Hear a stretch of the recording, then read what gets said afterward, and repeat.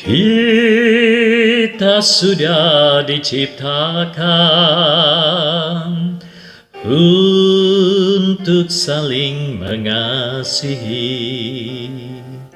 Sadarlah, sadarlah hai kaum manusia, cintailah sesamamu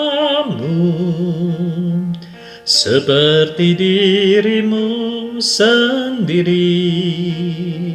Bersama-sama kami nikmati apa yang dikaruniakannya.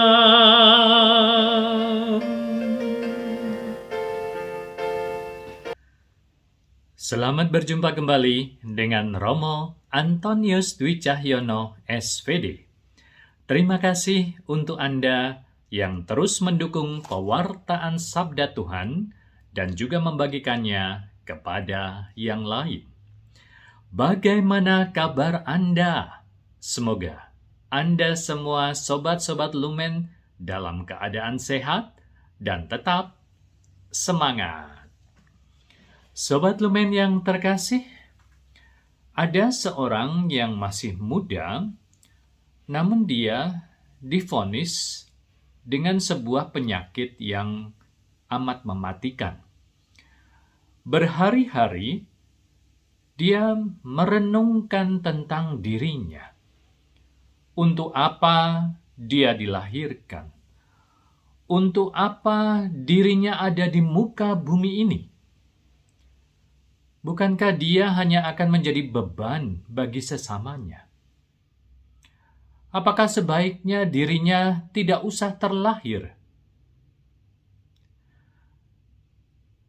Pertanyaan-pertanyaan serupa ternyata mungkin juga akan menjadi pertanyaan bagi kita, secara khusus bagi kita yang hendak mencari kehendak Tuhan.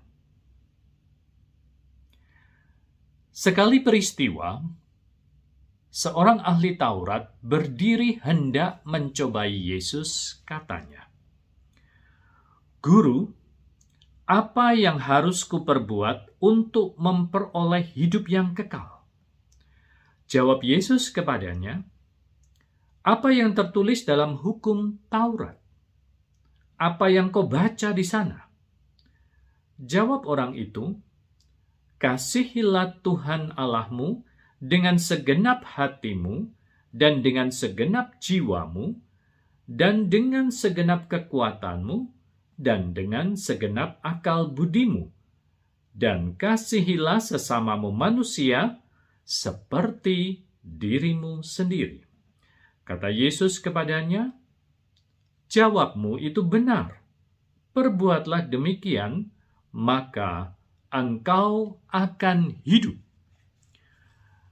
Tetapi untuk membenarkan dirinya, orang itu berkata kepada Yesus, "Dan siapakah sesamaku manusia?" Jawab Yesus, "Adalah seorang yang turun dari Yerusalem ke Yeriko. Ia jatuh ke tangan penyamun-penyamun yang bukan saja merampoknya habis-habisan, tetapi yang juga memukulnya, dan yang sesudah itu pergi meninggalkannya setengah mati. Kebetulan ada seorang imam turun melalui jalan itu. Ia melihat orang itu, tetapi ia melewatinya dari seberang jalan.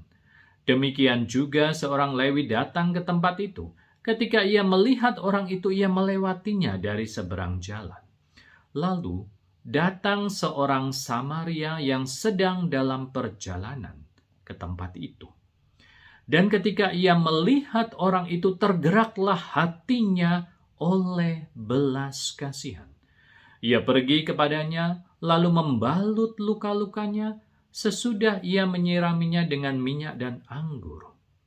Kemudian ia menaikkan orang itu ke atas keledai tunggangannya sendiri, lalu membawanya ke tempat penginapan dan merawatnya. Keesokan harinya ia menyerahkan 2 dinar kepada pemilik penginapan itu, katanya, Rawatlah dia, dan jika kau belanjakan lebih dari ini, aku akan menggantinya waktu aku kembali. Siapakah di antara ketiga orang ini menurut pendapatmu adalah sesama manusia dari orang yang jatuh ke tangan penyamun itu? Jawab orang itu, orang yang telah menunjukkan belas kasihan kepadanya. Kata Yesus kepadanya, pergilah dan perbuatlah demikian. Demikianlah sabda Tuhan. Terpujilah Kristus. Sobat Lumen yang terkasih, manusia akan selalu terarah kepada Tuhan, karena Dialah yang menciptakan kita manusia dengan segala isinya. Akan tetapi sebagai manusia kita memiliki keterbatasan. Kita itu tidak mungkin bisa menjangkau Tuhan yang Maha Kuasa.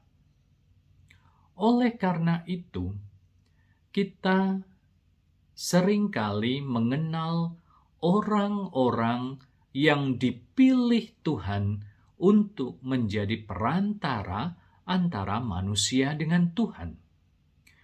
Mereka itu adalah yang biasa kita sebut sebagai para nabi. Para nabi adalah utusan Tuhan yang akan menyampaikan perintah dan juga ketetapan Tuhan kepada manusia, dan dari pihak manusia kita diminta untuk melaksanakan apa yang dikehendaki Tuhan. Akan tetapi berabad-abad lamanya manusia ini selalu tidak setia kepada Tuhan. Nabi juga selalu silih berganti menjadi perantara, hingga akhirnya Tuhan sendiri yang akan menyampaikan kehendaknya, yakni dalam diri Yesus Kristus. Dia adalah Tuhan yang menjadi manusia, dan bukan sebaliknya manusia yang diangkat jadi Tuhan. Maka Santo Paulus kepada jemaat di Kolose mengatakan, Kristus adalah gambar Allah yang tidak kelihatan. Dia ada mendahului segala sesuatu, dan segala sesuatu ada di dalam Dia. Maka dalam diri Yesus tidak diperlukan lagi manusia-manusia perantara, karena Tuhan sendiri sudah berbicara langsung dan sangat dekat dengan kita. Firman itu sangat dekat padamu, yakni di dalam mulutmu dan di dalam hatimu. Maka, sobat-sobat Lumen, kalau kita bersatu dengan Yesus dalam Ekaristi, kita menyantap tubuh dan darahnya, maka hidup kita ada dalam kuasa Yesus. Kita akan bisa menghargai dan mencintai sesama kita, siapapun dia, walaupun tidak satu daerah, tidak satu suku, tidak satu agama. Tapi kita akan melihat sesama kita sebagai saudara kita. Sobat-sobat Lumen yang terkasih, pertanyaannya adalah, apakah Yesus Tuhan sungguh-sungguh telah hadir dalam diri kita, di dalam hidup gereja? Maka Kisah orang Samaria yang baik hati adalah sebuah peringatan bagi kita bahwa hati yang di dalamnya hadir Yesus Kristus, itulah yang akan menggerakkan kita untuk senantiasa bisa mengasihi dan juga berbelas kasih kepada sesama. 加油！